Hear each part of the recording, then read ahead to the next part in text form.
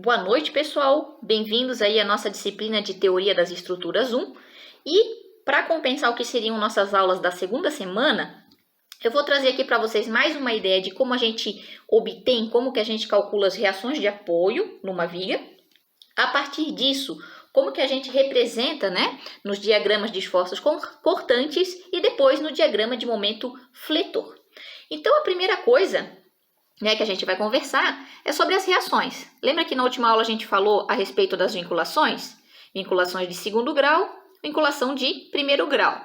Por isso que aqui eu vou achar duas componentes, em y e em x, e aqui vou encontrar somente em y.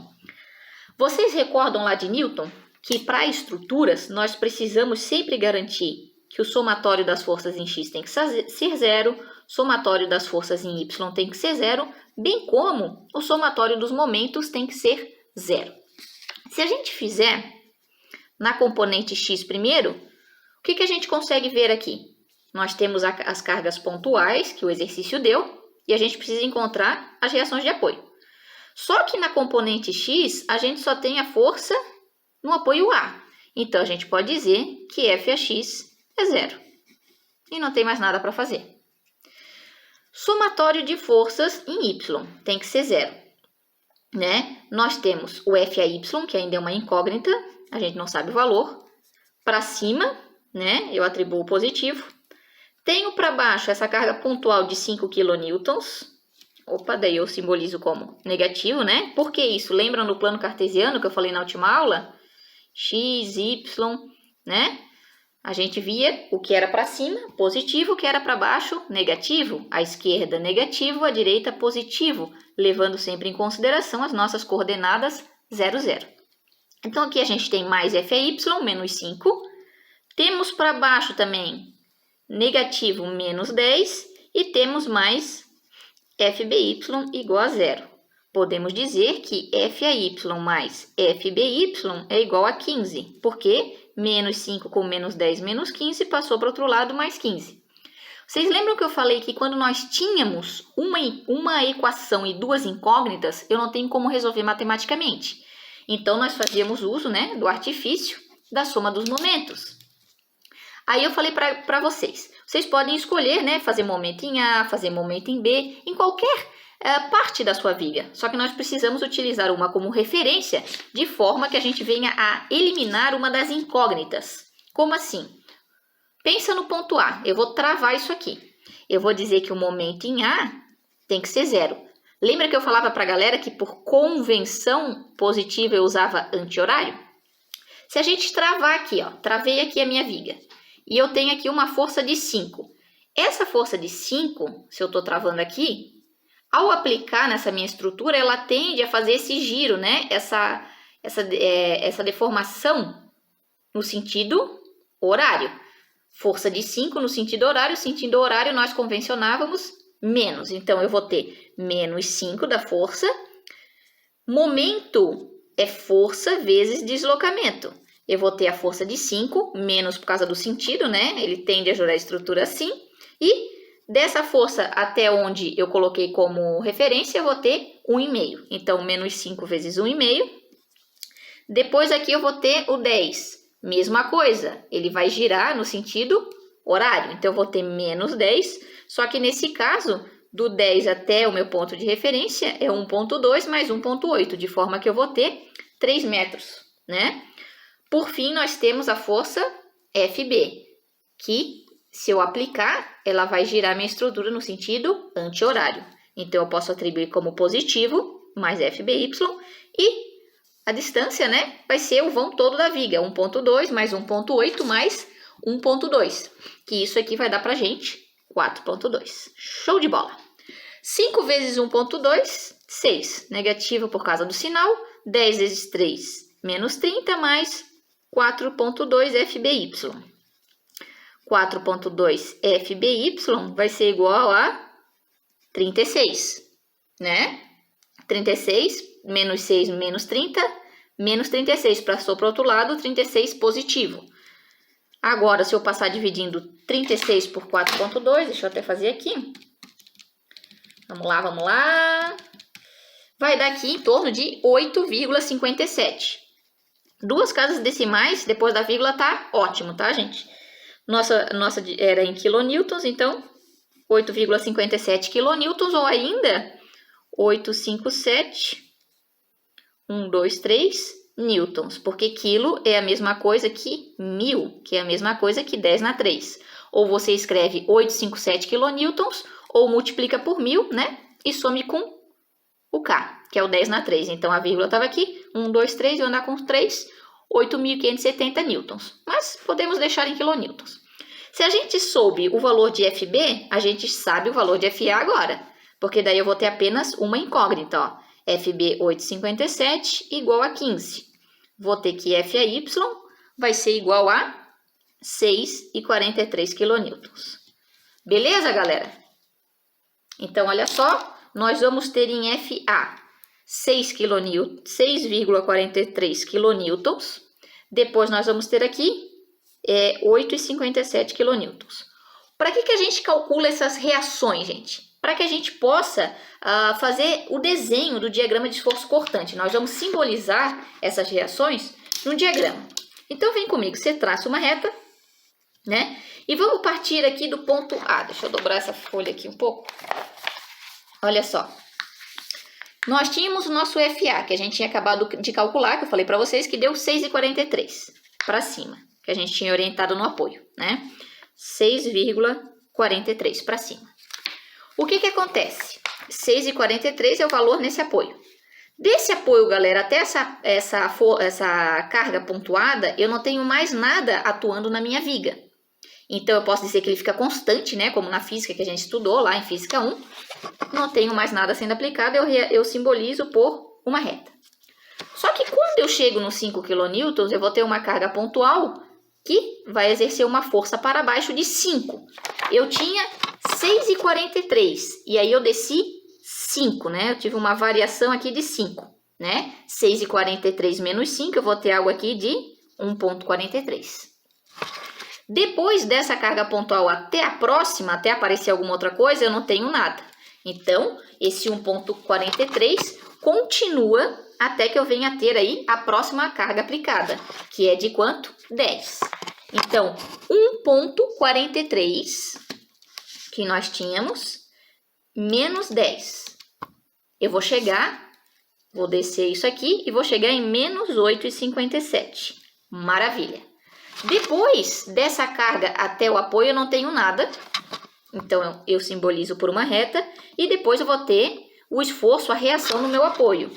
Ó, que FB a gente achou que era o próprio 857. Menos 857 mais 857 vai dar 0. Que é o que a gente precisa. Porque você precisa sempre retornar, né, para a origem ali, quando você traça o diagrama de esforço cortante. Então, temos positivo aqui, negativo. Agora, a gente vai precisar traçar o diagrama de momento fletor, mas antes um adendo. Galera, do diagrama de esforço cortante para o diagrama de momento fletor, o que eu quero que vocês entendam? Se no diagrama de esforço cortante eu tenho um trecho simbolizado por uma constante, né, que ele não muda, como aqui, a gente já vai falar sobre isso. No diagrama de momento fletor eu simbolizo por uma reta.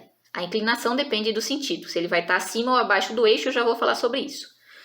Se no diagrama de esforço cortante eu tiver uma reta, uma inclinação, que aqui eu não tenho. Nesse caso eu não tenho, tá? Aí ele se torna uma curva, segundo grau. Quando que eu vou ter uma reta assim, Ana? Quando nós tivermos carga distribuída na nossa viga, tá? Eu vou falar num outro exercício. Nesse caso, nós só tínhamos carga pontual, tá? Por isso que a gente só vai trabalhar com essa primeira parte aqui do cat jump. Então, vem comigo. Onde que a gente tem modificação? A gente aqui vai começar, tem uma modificação aqui, tem outra aqui e outra aqui, tá? Primeira coisa, eu tinha uma reta, uma constante, na verdade, ele vai virar uma reta, tá? Certo? O que eu preciso, uma outra coisa que eu preciso explicar. A gente está acostumado com o plano cartesiano. O que está acima dele é positivo, o que está abaixo dele é negativo, tá? Só que o diagrama de momento fletor é o contrário. O positivo dele está embaixo e o negativo dele está em cima, certo? Por quê? Olha lá. Primeira coisa que a gente vai fazer é esse quadradinho aqui. Se Se ele é positivo no diagrama de esforço cortante, ele tem que ser positivo no diagrama de momento fletor. Só que no diagrama de momento fletor, o positivo está para baixo. Então, o meu desenho vai ser assim, tá? Lembra lá, de novo, ó. Certo? Como que eu sei, Ana, qual que é o ponto aqui nessa extremidade? Galera, um jeito bem fácil de fazer é você calcular a área, né? A área desse quadrado. Eu sei que esse lado é 6,43, esse retângulo no caso, né? Aqui embaixo quanto que é? Lembram que eu vim constante até a carga pontual? A carga pontual estava distante 1,2 ali do meu apoio. Então, isso aqui é 1,2. Então, eu posso fazer o quê? 6,43 vezes 1,2. Essa área é o que vai dar esse ponto extremo aqui do meu diagrama de momento fletor. Deu 7,71. Eu vou utilizar duas casas e vou botar 7,72. Beleza. Depois, eu tenho aqui uma outra constante, né? Uma outra reta. Só que ele continua, gente, aqui positivo. Então, eu vou continuar descendo, né? Porque está no mesmo sentido, sentido positivo. Vou descer mais um pouquinho, ó. Vou descer mais um pouquinho. Ana, como é que eu vou saber qual que é o valor desse ponto? Você vai tirar essa área, né? Essa aqui era de uma carga pontual até a outra carga pontual. Qual que era a distância na viga dada entre as duas cargas? 1,8, né? O comprimento, vamos dizer ali. Então, aqui eu tenho 1,8. 1,43, que nós calculamos antes, né? Da onde que veio 1,43, Ana? Do 6,43 menos os 5 da carga pontual, deu 1,43. Então, 1,43 vezes 1,8. Deu 2,57. Isso é a área. Só que presta atenção. Nós tínhamos tirado essa primeira área aqui, que era 7,72. Essa outra área aqui deu 2,57. Como elas estão no mesmo sentido, estão indo para o lado positivo ainda, eu preciso adicionar. Ou seja, aqui eu estava no 7,72. Vou adicionar essa outra área que eu encontrei, que é 2,57. Então, olha lá. 7,72 mais 2,57. Eu vou chegar aqui numa extremidade de 10,29. Isso aqui é uma das coisas mais importantes. É você ver o valor máximo no seu diagrama de momento fletor. Tá, galera? Mas vai ter muito exercício. Fiquem tranquilos. Isso primeiro é só para você ter uma noção de como fazer. Depois, por fim, nós temos que fechar esse diagrama. O que faltou? Esse último quadrado. Retângulo, no caso, né? Nós temos o valor de 857 e aqui, galera, quanto que é?